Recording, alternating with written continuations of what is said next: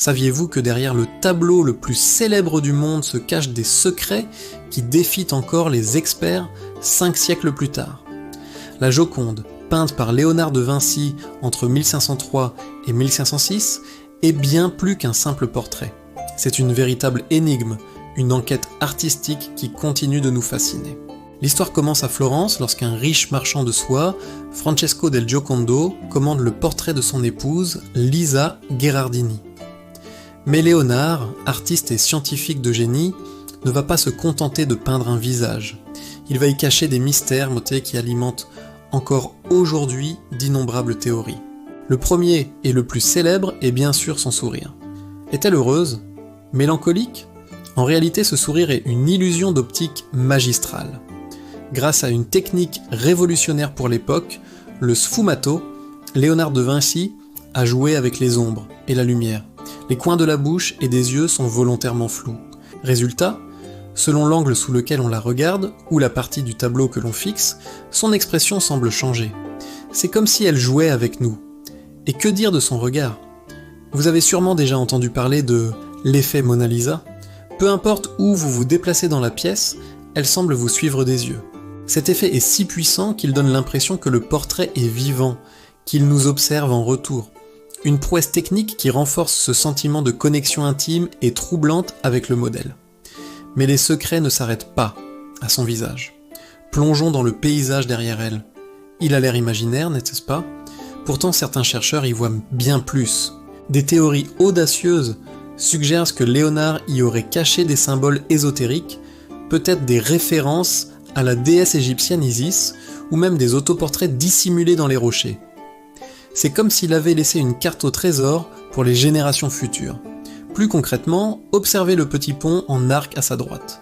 Pendant des siècles, on a cru qu'il était inventé.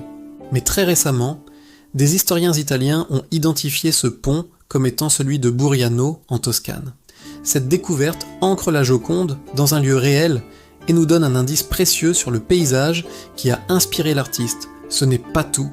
Ce que l'on ne voit pas à l'œil nu est peut-être le plus fascinant.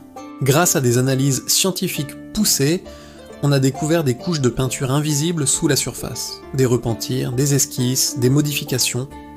Ces couches révèlent que Léonard a travaillé sur ce tableau pendant des années, expérimentant, changeant d'avis, perfectionnant son art. La Joconde que nous voyons aujourd'hui n'est que la version finale d'un long processus créatif. Au-delà de la toile, l'histoire de la Joconde est elle-même un roman. En 1911, elle est volée au Louvre. Le monde entier est en émoi. Le coupable? Vincenzo Perugia, un vitrier italien qui voulait, disait-il, rendre l'œuvre à son pays d'origine. Ce vol spectaculaire a propulsé Mona Lisa au rang d'icône mondiale.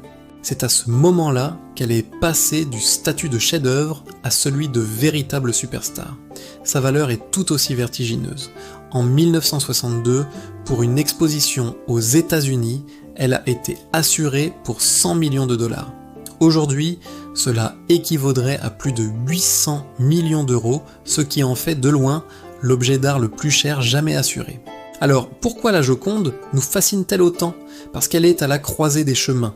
C'est une merveille de la peinture, mais aussi une énigme scientifique et un objet de culture populaire.